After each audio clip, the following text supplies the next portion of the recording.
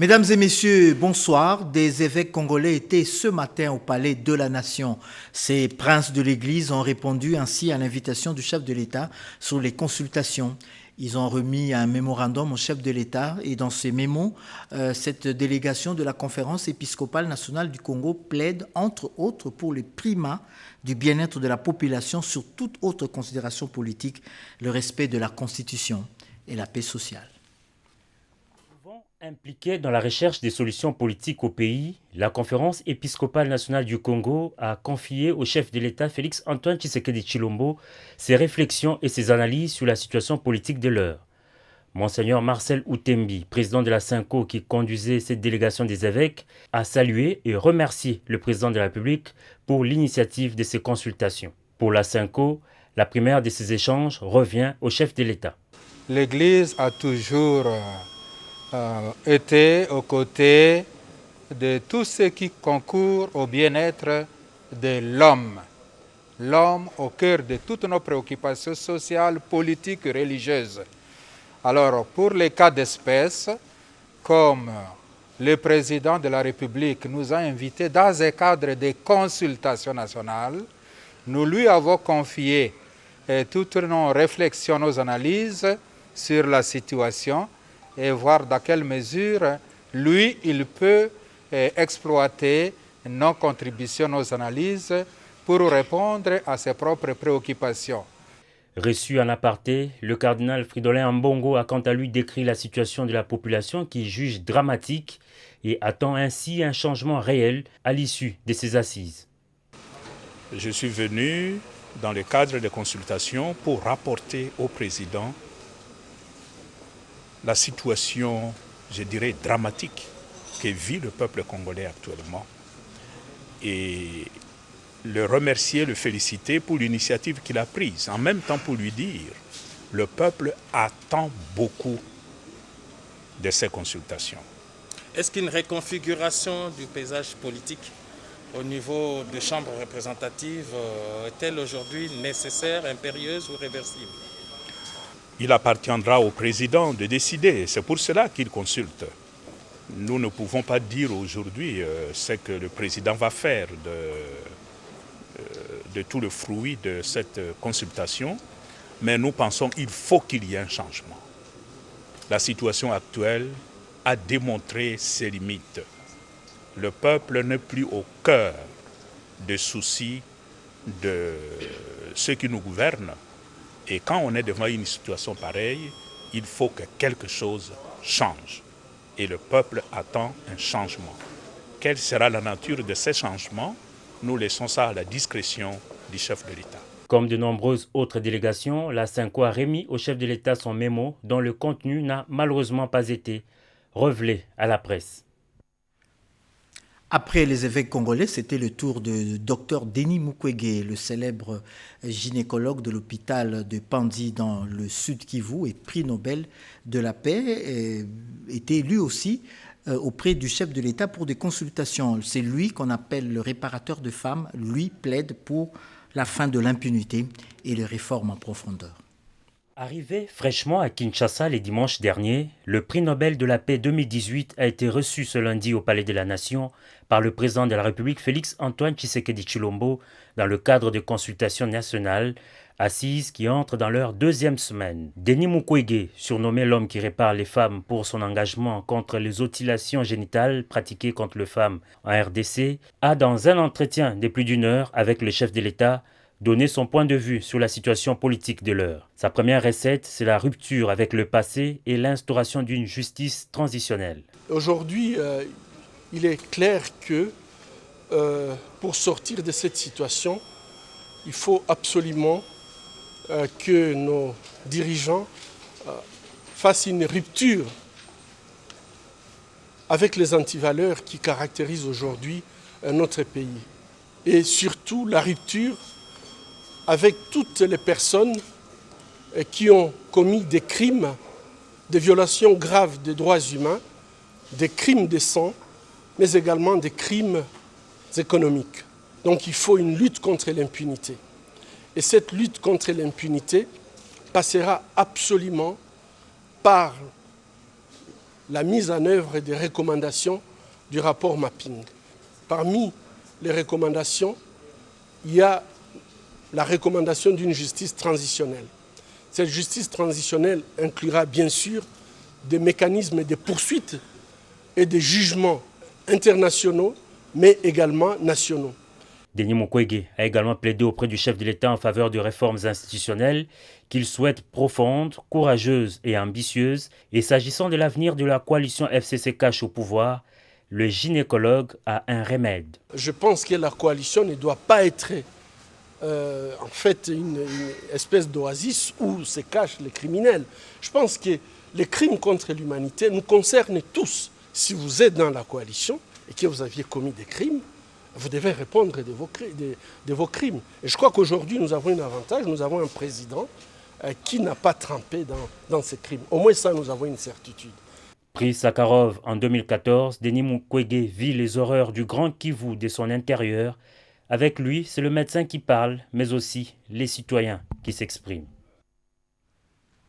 L'eau et l'électricité manquent cruellement dans plusieurs ménages à travers le pays. Situation générale. La question récurrente était au cœur de la rencontre que le Premier ministre a eue avec les responsables de la Société nationale de l'électricité et celui de la Régie des eaux.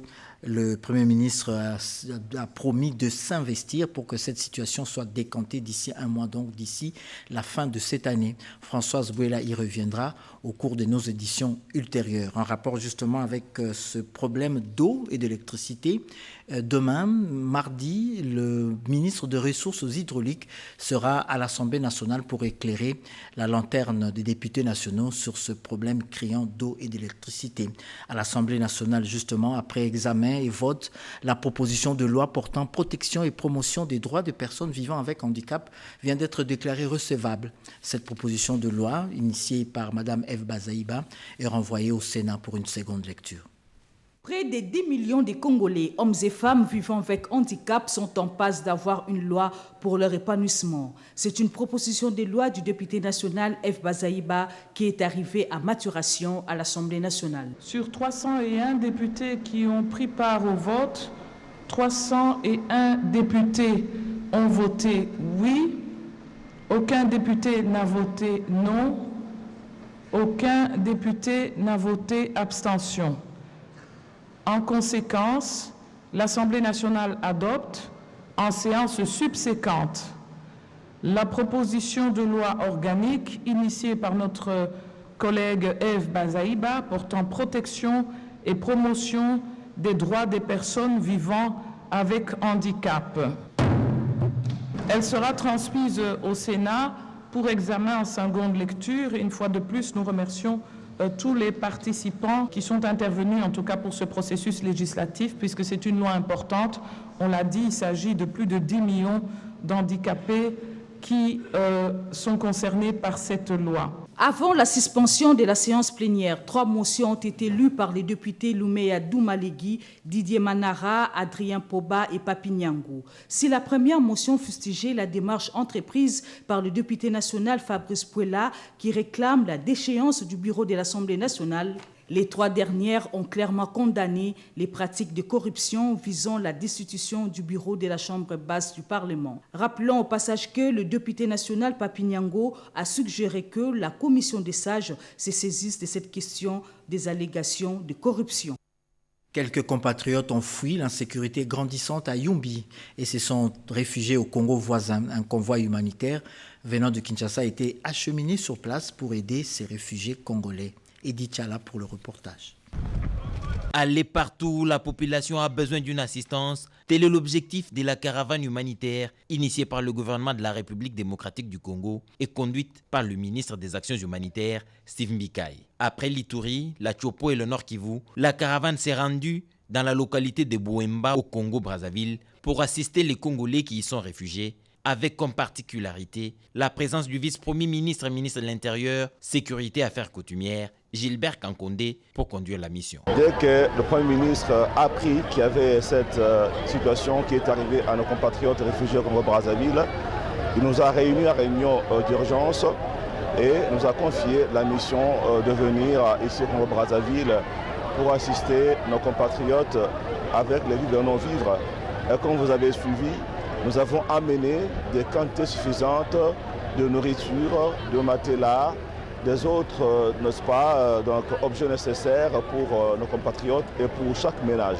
Un accueil chaleureux a été réservé à ces deux membres du gouvernement central de la RDC qui étaient accompagnés à Bouemba par le ministre des Actions humanitaires de la République sœur du Congo. Ils ont visité les maisons écroulées et emportées avant d'échanger avec la population. Premier à prendre la parole, Gilbert Kankondé qui a transmis les salutations et compassion du président de la République avant de donner la parole au ministre des Actions humanitaires qui a expliqué les objectifs de cette mission. Satisfait de ce geste, la population a eu des mots justes pour saluer cet acte du gouvernement de la République. Comme la plupart des routes nationales, celle reliant Kisangani à Bouta dans l'ex-province orientale mérite d'être remise en état pour booster l'économie de cette partie de la République. Le patron du FONER, le Fonds national d'entretien routier, a inspecté cette voie impraticable avec les partenaires techniques. Voici le calvaire dont fait face les usagers de la nationale numéro 4 dans la province de la Chopo. Les routes sont impraticables dans cette plus vaste province issue du démembrement. Sur place, l'office de route est à pied d'œuvre. Après les lancements des travaux financés par le FONER, le directeur général intérimaire de cette structure du ministère des ITP, Georgine Séléman-Itoulia, veut se rendre compte de l'état d'avancement des travaux. Nous sommes en train de faire la tournée de toutes les provinces à travers la RDC pour inspecter, suivre et évaluer les travaux exécutés par les agences routières et financés par le FONER.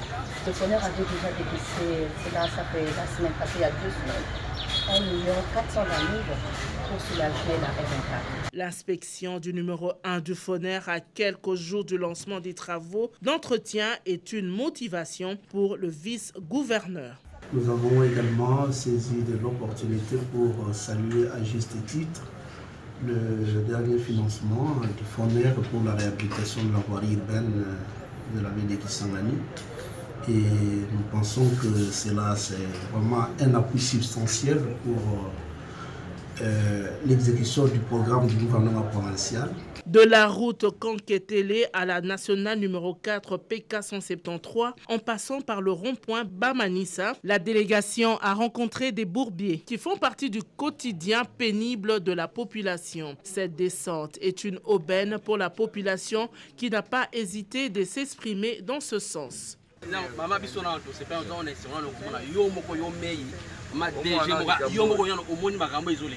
Après l'aperçu global de ce que devraient être les travaux exécutés par les agences routières, Séléman-Itoulia a quitté la province de la Chopo pour le Bazuélé. Dans le même registre, le pont Chikapa qui s'est effondré du fait de la vétusté sera bientôt remis en état. Des études de faisabilité sont en cours au niveau de l'Office des routes. Mais en attendant la remise en état de ce pont, construit depuis l'époque coloniale, un bac va assurer la traversée entre les deux rives du Kasaï, Blaise Boko Kiasanza.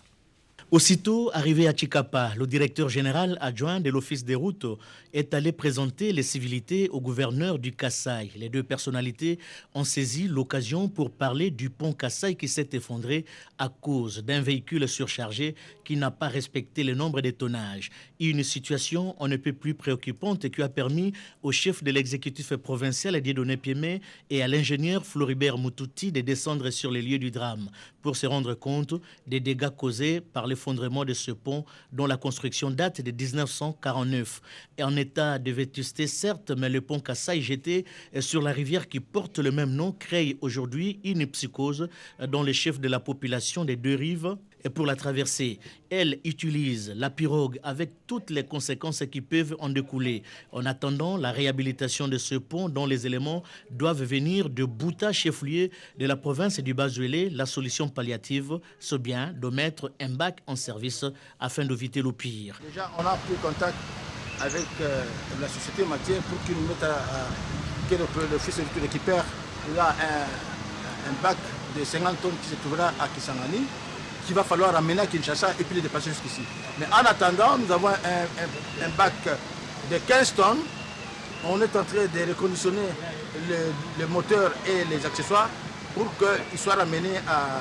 Parce que le bac lui-même est déjà ici dans le Kasaï, mais il faudra que les moteurs qui sont en train d'être construits à Kinshasa soient acheminés ici pour que les bacs assurent le trafic au niveau de Chikapa avant que les grands bacs arrivent, et avant aussi que les nouveaux tabliers soient placés sur ces sites. Le chef de l'exécutif provincial a salué la promptitude avec laquelle les autorités de Kinshasa ont réagi pour ainsi répondre aux cris d'alarme lancés par la population de Chikapa, car ce pont crée une véritable interconnexion entre plusieurs provinces dans cette partie du territoire national. Après Ebola qui a occasionné des pertes en vies humaines, une autre épidémie, celle-là, ravage les bêtes dans le Kwilu et le Kwango. Le ministère de la Pêche et l'Élevage s'est lancé dans la riposte contre cette nouvelle épidémie qui décime les bêtes dans le Grand Bandundu. Cédric Kenina. 70% des bovins décimés dans le Kwilu et le Kwango, la pasteurolose bovine à la base a porté un coup dur au secteur de l'élevage de ces deux provinces. Pour amortir les chocs, les ministres de la Pêche et l'Élevage, Jonathan Bialoussou-Kawata, en première ligne, organisent la riposte. À Kenge dans le Kwango, experts et acteurs de la territoriale se sont réunis pour planifier une campagne de vaccination pour sauver ce qui reste et mettre fin à cette épidémie. Plus de 70% des bovines de notre province ont été décimés. Et avec l'effort du gouvernement, sous l'impulsion du président de la République, Félix Antoine Tshisekedi, et du chef du gouvernement Ilunga Ilunkamba, un financement a été sorti par le gouvernement qui nous amène à lancer la campagne de vaccination. Son attachement à son Kwango natal n'est plus à démontrer suite aux images indécentes qui ont circulé sur la toile de la morgue de Kenge. Jonathan Bialoussou-Kawata, touché et blessé par cette caricature qui, hélas, est une évidence, est passé à l'acte.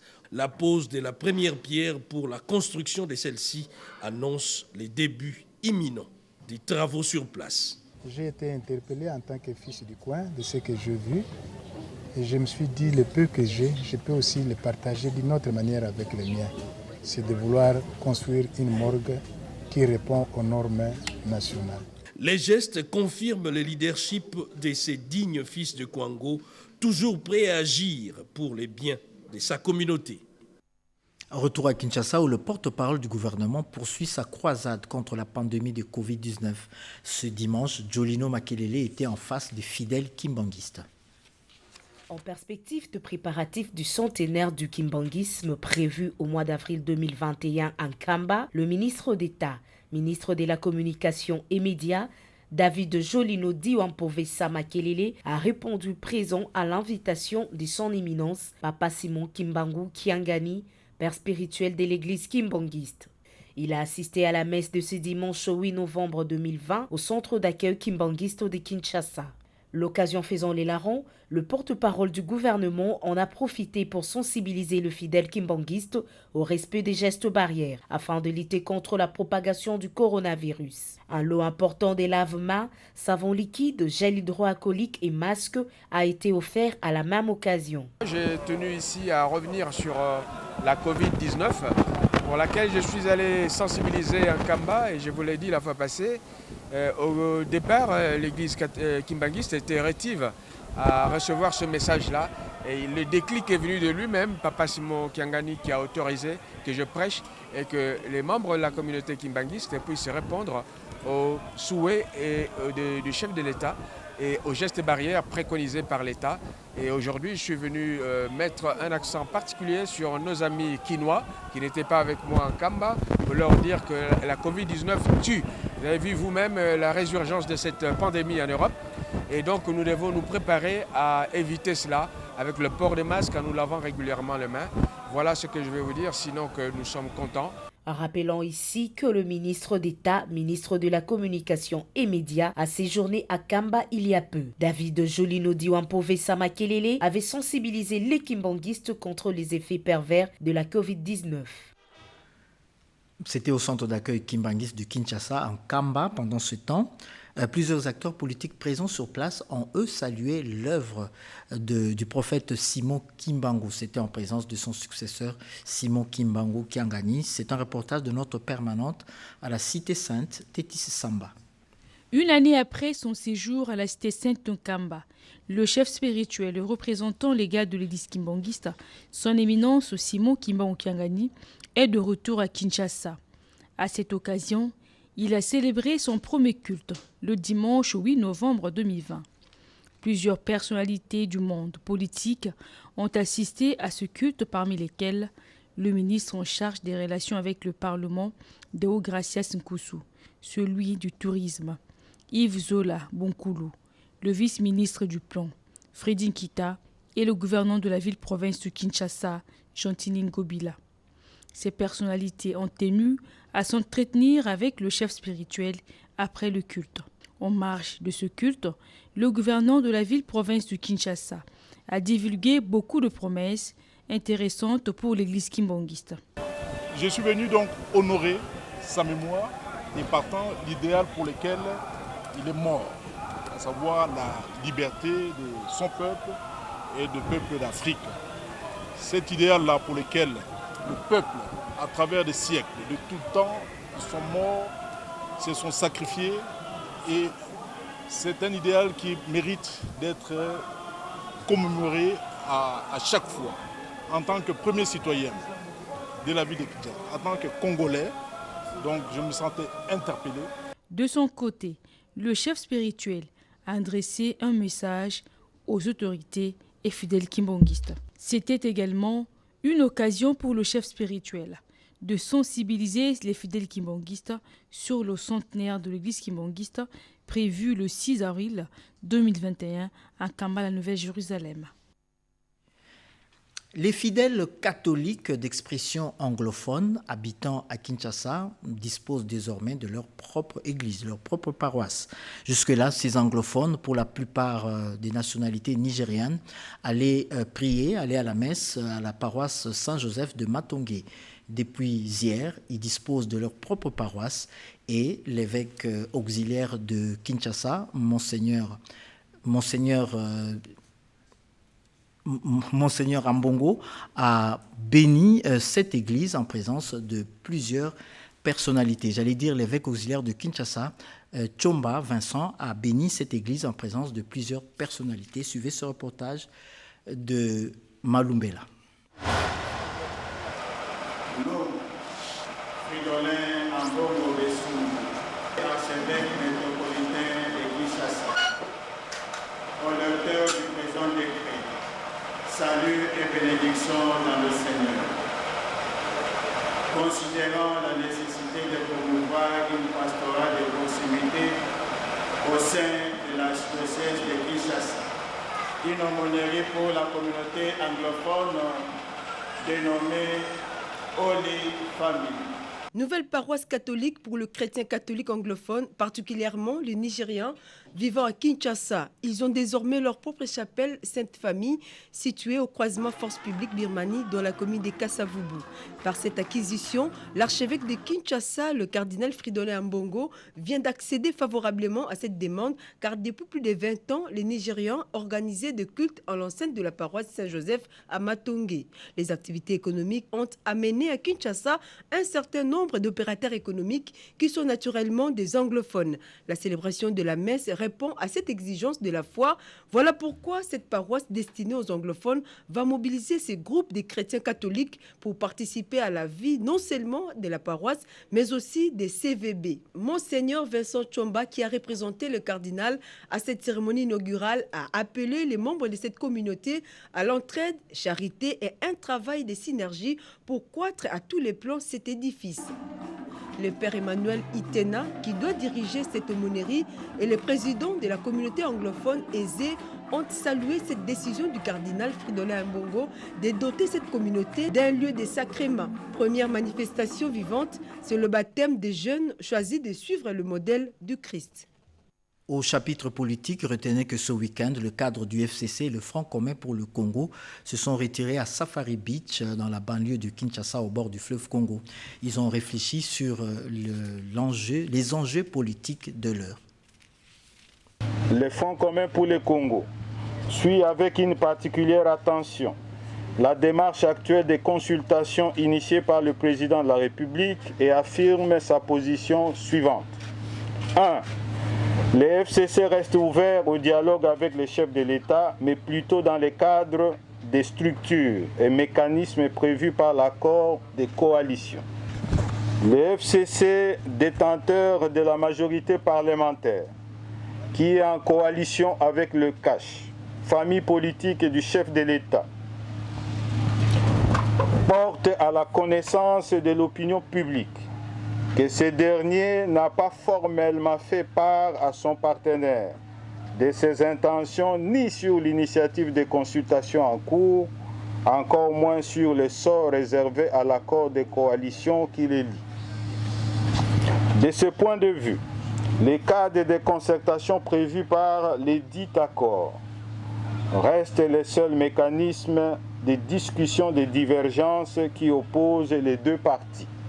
Le FCC qui a conclu l'accord de coalition en âme et conscience, fort de sa conviction que cela contribuerait à consolider la paix, la stabilité et le développement du pays, face à l'incertitude liée à la toute première alternance politique du pouvoir en cas de cohabitation, réitère sa disponibilité à poursuivre la mise en œuvre de ses efforts de gouvernance du pays dans le cadre de cet accord, au regard de son accueil positif au sein de l'opinion nationale et internationale en raison de sa pertinence. Le FCC appelle les Congolais à la cohésion et à ne pas suivre tous ceux qui cherchent à les diviser et à défendre la Constitution, loi fondamentale du pays. Une association de plus au sein de l'UDPS. Il s'agit de la Force Grise pour la démocratie et le progrès social. La sortie officielle s'est déroulée en présence de la conseillère du chef de l'État à la coopération, Mme Bistine Kazadi, et certains hauts cadres du parti, José Baitombo. Le parti présidentiel L'Union pour la démocratie et le progrès social, Tshisekedi, s'organise plus qu'avant en vue d'être à la tête du développement de la République démocratique du Congo. C'est dans ces cadres que le jeune scientifique, professionnel et entrepreneur, membre de l'UDPS, ont créé une association Force Grise pour la démocratie et les progrès social dont le comité a été installé en présence de la conseillère spéciale du chef de l'État à la coopération, Maître Bistine Kazadi. À la tête, le président Florima Pamboli, secondé par Mireille Mularé, vice-présidente, un secrétaire général et son adjoint, trésorier général et son adjoint et un responsable de la communication. Ils ont été présentés aux membres et investis par la commission électorale permanente de Force Grise pour la démocratie et le progrès social, pilotée par Ted Belechai. L'occasion était donnée au président du nouveau comité de fixer l'opinion sur les priorités de son mandat. Nous allons impulser une nouvelle dynamique en vue d'atteindre les objectifs globaux fixés dans nos statuts. Au niveau de l'association, nous allons mettre d'abord un accent particulier sur l'implantation de la Force Grise, de l'encadrement de la jeunesse. Nous organiserons des formations à l'attention de la jeunesse du parti en particulier et la jeunesse congolaise en général. Parmi les objectifs, Force Grise pour la démocratie et le progrès social a-t-on apporté sa contribution à l'amélioration de la gouvernance dans notre pays à travers des propositions et actions scientifiques et techniques ayant un impact sur le quotidien des Congolaises et Congolais. Chapitre du parti politique toujours, les parlementaires membres du regroupement AFDCA de Mme Néné Nkoulou ont reçu quelques orientations du chef de leur regroupement. Orientation claire et précise donnée aux députés et sénateurs de l'Alliance des forces démocratiques et alliées par l'autorité morale, Dr Néné Nkoulou. Face aux enjeux politiques de l'heure, la conférence de présidents du regroupement politique AFDCA se réunit ce lundi autour de l'autorité morale de l'AFDC, Dr Néné Nkoulou, pour évaluer la marche du regroupement et faire la restitution des travaux de la deuxième retraite de Safari Beach. Présent à cette rencontre, Steve Mbikaï du Parti travailliste, honorable Hassani, président du groupe parlementaire AFDCA, les députés et sénateurs. L'autorité morale de la FDCA, Néné Nkoulou, a dans son discours rappelé à chacun l'engagement pris au départ, tout en demandant aux députés et sénateurs de rester loyaux et fidèles à l'autorité morale du Front commun. Joseph Kabila Kabange, sénateur à vie. Je tiens à nous féliciter tous pour notre constance, car nous avons fait montre de la conviction qui nous a toujours caractérisés dans notre choix d'appartenir au Front commun pour le Congo. Membres de notre regroupement AFDC et alliés sont demeurés loyaux à l'autorité morale de notre plateforme politique, le FCC. J'ai cité le camarade Joseph Kabila Kabange, et c'est pour cela que dans les différentes provinces, il y a eu récemment l'organisation des matinées politiques dans le but de lui renouveler fidélité et loyauté. Il en est de même de tous nos élus, tant nationaux que provinciaux, ainsi que toutes les personnalités politiques membres de la conférence des présidents.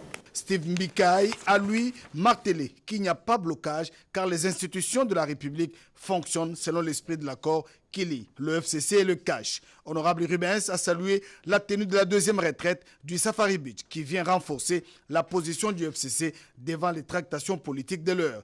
Invité et au cadre de la FDCA, le professeur Kabouya Lumona a fait un bref aperçu sur les différentes crises qui ont secoué la République démocratique du Congo depuis 1960 jusqu'à ces jours, avant de rassurer les uns et les autres que la solution réside dans le dialogue entre les deux personnalités, à savoir Joseph Kabila et Félix Tshisekedi. Ça n'est suivi des questions et réponses avant que l'autorité morale de la FDCA, Dr Denis Louankoulou, réarme moralement ses militants tout en invitant les uns et les autres à l'esprit patriotique pour sauver la nation. Plusieurs formations politiques rallient cette initiative présidentielle de consulter la classe politique nationale et les forces vives. C'est le cas de ce parti politique dénommé NARC. Congrès national africain pour le réveil du Congo, CNARC ainsi.